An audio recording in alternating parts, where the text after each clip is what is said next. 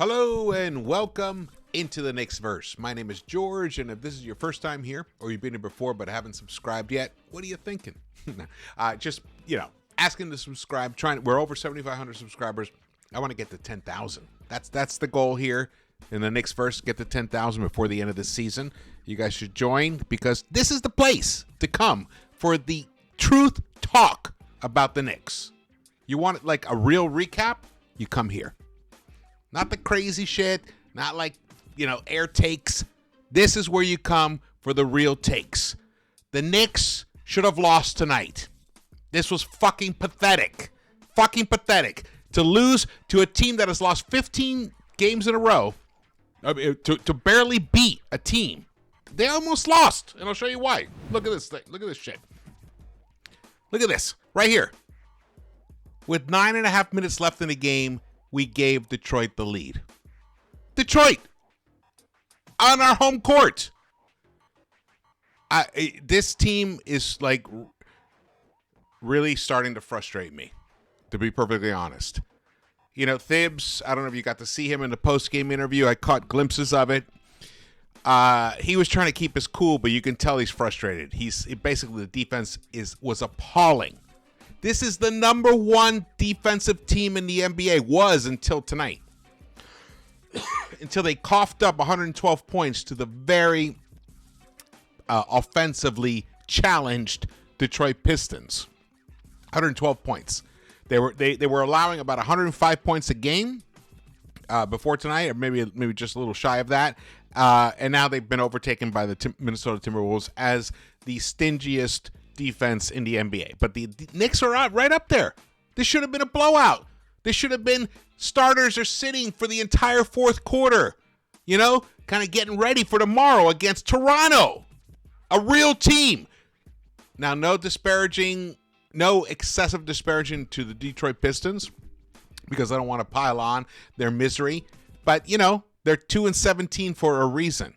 And the reason is, for one, and I hate to say it, but Monty Williams is incredibly overpaid, and I don't think he's as good a coach as people think he was with the Phoenix Suns. That was basically Booker, to be honest with you, and CP3. But 112 points to Detroit? Don't really get it. Where's the passion? Did these Knicks even watch tape? Did they even read the scouting report on these guys? Killian Hayes, he can't finish at the hoop. He can't finish. So don't, slack off him. Don't drop off him. Get right up in his grill when he gets near the paint, because that's where he's going to shoot from. But no adjustments there. Marcus Sasser, the guy's been lights out. He's a little guy. He can shoot from the outside. He's like another Brunson, really, in a lot of ways. So why do we keep struggling? Get Deuce out there, Thibs.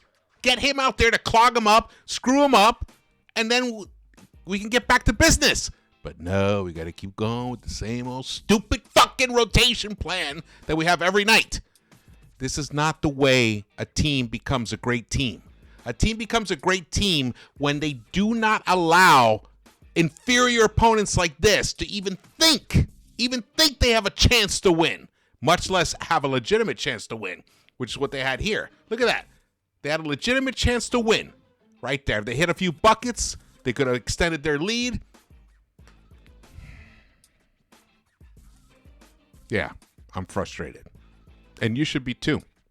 If you're a Knicks fan of this team, it's been watching this team for, let's not even put a time limit on it. But if you're a Knicks fan, you should be frustrated with tonight's win. This is, of course, any win is a win in the NBA, no doubt. But the way you win tells you a lot about the kind of team you are.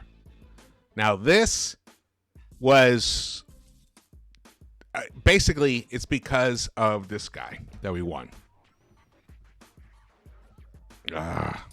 This guy, Jalen Brunson.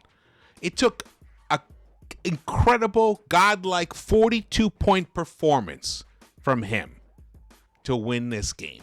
It should not take that. Where were the rest of the guys? RJ, I understand. You had a migraine. I get it. I've had migraines too. But shake the fuck out of it, bro. Come on. Look at you. Since then, this is not even including tonight's game, where tonight you shot, what did you shoot tonight? 5 of 12. Tonight actually was a step up compared to how you have been. But 1 of 6 from the three-point line. Don't rush your shot, bro. Make sure it's a good shot. Fucking sit there. Shoot it. Don't fling it. Shoot it. You're like snapping it. No, you're not there yet. Get in your groove first. Then you can start snapping it. But you're not there yet. What is this? Look, 14.4 points per game, 4.4 rebounds, 1.6 assists, 33.3% from the field goal, from the field in general, 30% from behind the arc. The only stat right there, as I said, the only stat that's even near what he was when he first started out, 88% from the free throw line. You know, figure out other ways to be impactful. Now, you did in the previous game. You got to the free throw line. You hit all 9 of your free throws. That was awesome. But tonight, no. You're 4 of 6 from the free throw line. So get that shit together. But this guy here, I'm all screwed up with my order of, because I jumped out of order here. I mean, Brunson was just outstanding tonight. But I got to say, yes, he was amazing offensively. But defensively, he was trash. Trash. I'm telling you. Marcus Sasser cooked his ass tonight in less than 20 minutes. Marcus Sasser scored 17 points on Jalen Brunson. Now, maybe it wasn't all those points on him alone, but he got cooking on Brunson. 6 of 11, hit 5 of his 7 3-point attempts. That's the only reason these guys were even around. It's because of Marcus Sasser. But again, we know what you're weak at. We know you're a terrible perimeter defender.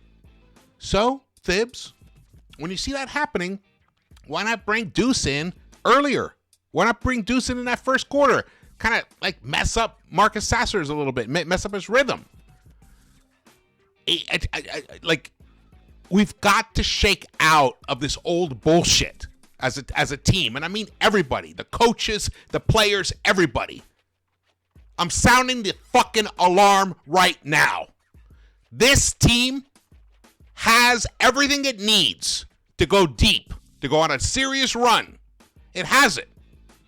Maybe we need a little more size. We could use a little bit more size. That is for sure. But there is enough already here. Can we improve upon it? Yes, Leon. We can improve upon it. But there is enough here. But when you see games like tonight, it really makes you scratch your head. It really makes you wonder, like, are these guys ready? I don't know. If this game had taken place in Detroit, I wouldn't be nearly as agitated as I am right now. But this has happened on our own home court. And we have a game tomorrow night. So on a night where we had a game tomorrow night, we needed Randle to play over 38 minutes, and we needed Brunson to play 40 minutes. That is pathetic against a 2-17 team. Don't know how else to phrase it. Just, that is pathetic. Now, to get to more specific things, but before we get to that, let's get to something wonderful. Right here. Most 40-point games by guards in franchise history. Richie Guerin, 14. Never got to see him play, but he was obviously, an unbelievable scorer. But Jalen Brunson, in just a season and less than a quarter, in less than a season and a quarter, is already number 2 on this list. That's how lucky we are right now. And that's what I'm kind of talking about right now. This is not like a middling team. Not when you have a guy who can do this. Now, defensively, is he a liability? 100%. 100%. But when you have a guy who can score like this, almost literally at will, which is the textbook definition of a superstar. What's a superstar? Guy who can score at will. That's it. That's a superstar. We actually don't even give a fuck about the defense in the NBA, in reality, in terms of what's a superstar. Of course, like a top 1 to 5 player needs to actually be a defensive stopper. Now, he is not. He is not. But in terms of Who's going to stop him? Ain't nobody stopping this guy. So we already got that. Randle, when he puts his head to it, when he wants to actually be efficient and score, he can do it. Almost nearly unstoppable himself. And you know what? Even if you do double team him and you blitz him, he just kicks when he's on, when he's right, he kicks the ball out, he finds the right guy, and boom. We abuse the defense by double teaming him, by making buckets, by cutting at the right moment. All of that was discombobulated tonight. And there's no reason for it. There is no excuse for it.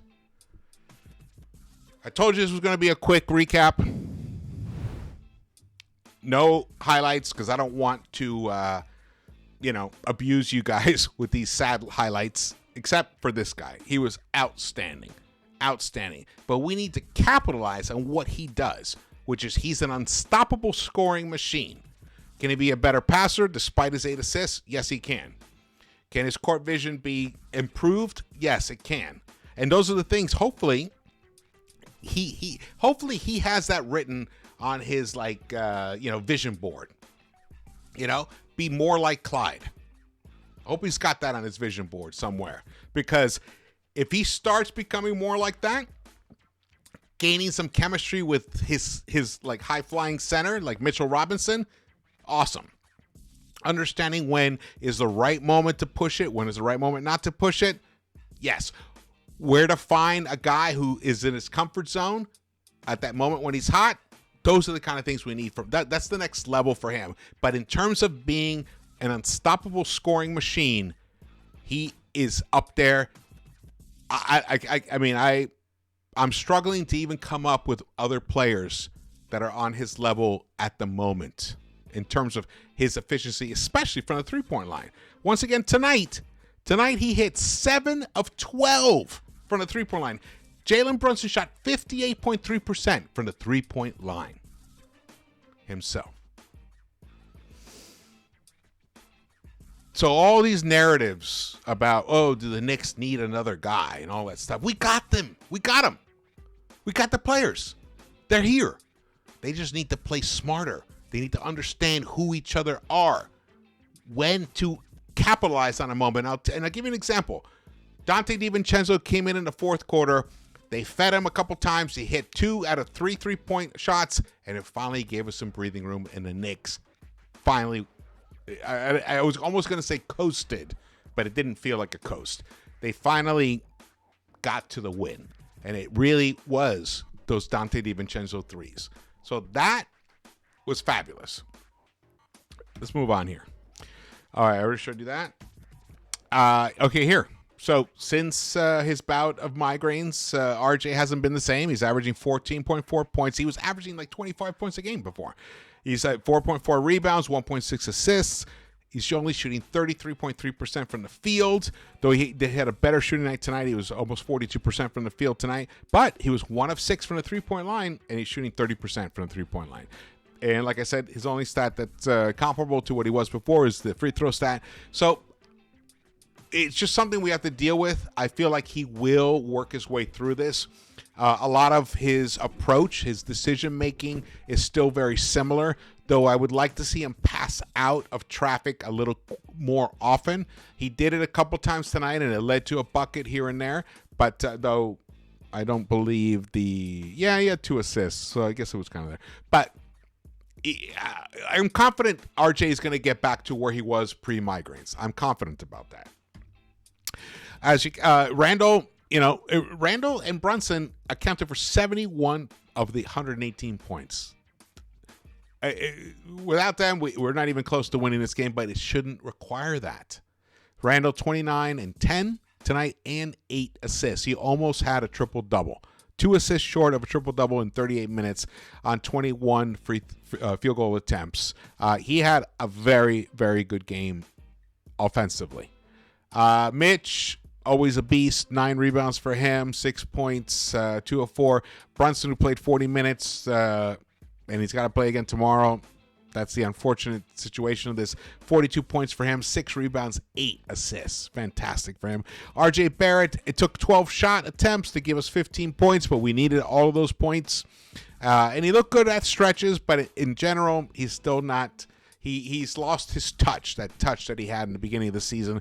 Hopefully he'll regain it with just a few more games under his belt to get back into shape. Migraines are debilitating. They can take you out of your rhythm. They can fog you. So I know it's been 6 games since, so he should be getting back to it, but it doesn't work that way. It really puts you out of your rhythm. He's got to rediscover it. Quentin Grimes only played 16 minutes tonight. Did not make a bucket. 0 for 5. 0 for 3 from the three-point line. 1 rebound. 0 points. It's getting close to sound the alarm time with Grimes, but I don't think we should. I think we got to stick with it. We can't throw out the baby with the bathwater. We know what Grimes can do. We've seen him do it for a couple of seasons, and last year he had a great season for his role.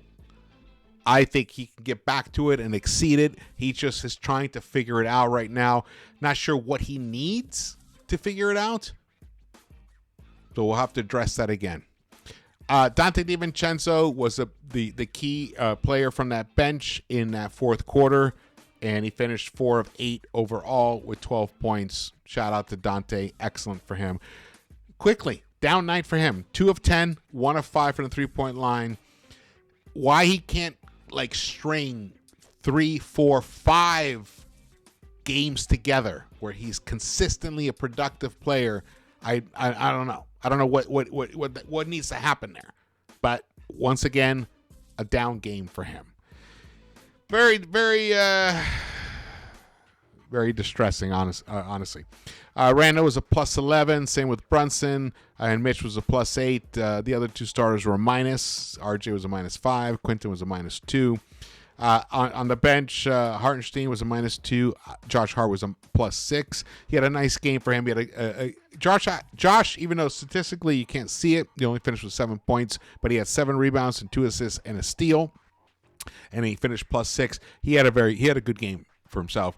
And I mentioned Dante with the 12 points, but he ended up like an even in the plus minus. And quickly, even though he had a poor game scoring wise, whatever, he finished with a plus 3. So let's move on here. The Pistons. Marcus Sasser, the rookie, plays 20 minutes, 6 of 11, 5 of 7 from the three-point line. 2 rebounds, 4 assists for 17 points for Marcus Sasser. He was the difference. He's the reason this was not a blowout.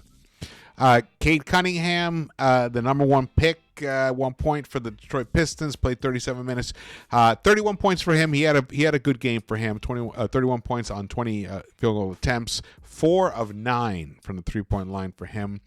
And the same for, who else was good here? Was Sasser. And that was pretty much it. I mean, Killian Hayes, like I said before, Killian Hayes can't finish.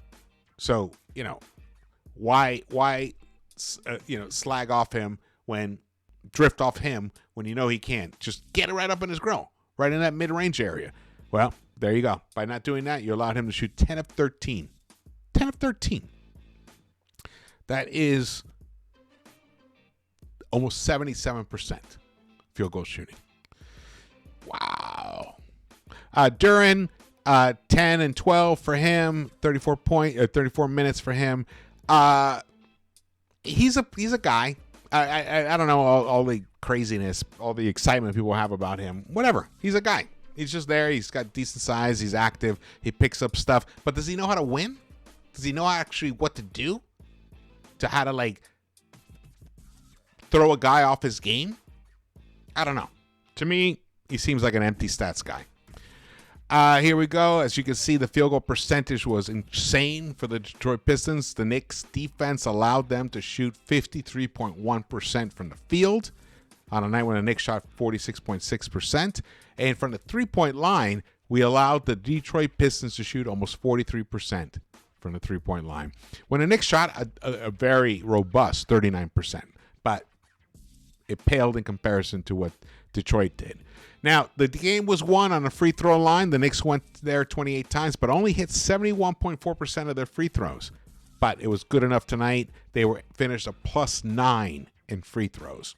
When you look at the final score, which was the Knicks won by 6, there you can see that was the difference in the game, especially when you look at the total rebounds, almost even. Detroit actually won that. Fast break points, the Pistons were a +6 there. Assists, actually, first time in a while, the Knicks out-assisted another team, but when you out-assist the worst team in the East, it's not such a big thing to, tip your cap to like pat yourself on the back for. We picked up 8 steals to 4 for theirs, and the blocks were about the same. The Knicks once had a 16-point lead in this game. We shot, what were we going? Points in the paint, 44 for both teams. What's the next big side? Oh, the points off turnovers. We only committed 11 turnovers, but we allowed 22 points off those 11 turnovers. So that means that every single turnover turned into a point for Detroit. Wow. That's interesting. All right. This is just, it's not a good win. I'm going to tell you guys that. I know it's a win, and we need wins because at the end of the day, it's all that matters. But how you win in these early periods, this early part of the season, which we still are. We're still in the first quarter of the season. It does matter. It does matter because it's an indicator of what either the type of team you really are or the type of, or what you have to correct. So both those things were shown tonight. Number one is, I believe everything I said in the previous recap, where if this team is hitting on all cylinders, there is no team that can beat them. Even if the other team is hitting on all cylinders. And I will expound upon that tomorrow in the pregame live that I'm going to have with Jay Ellis and Lee from Nick of Time Show. We're going to get into that. Because the way I look at it is when the Knicks are hitting on all cylinders, they are unbeatable. They're unbeatable. That might sound delusional to you guys, but I will show you how. The second thing is that this team right here, if they allow themselves to kind of let other teams kind of like hang around, then they will never develop that killer instinct that you need, where you just extinguish the opponent. You need that. You need that moving forward, especially on nights when you're not going to have a 42-point heroic effort from a Jalen Brunson. Very important. It's very important. All right. Thank you so much for watching this. Again, my name is George. Please subscribe, hit the thumbs up button, share this video, tell everybody about it. Tell everybody about it. Because if you're a Knicks fan and you're not watching this video, you're missing out on the truth talk about where this team is at and where this team can go. Thank you for watching this. I will see you around the Knicks-Verse.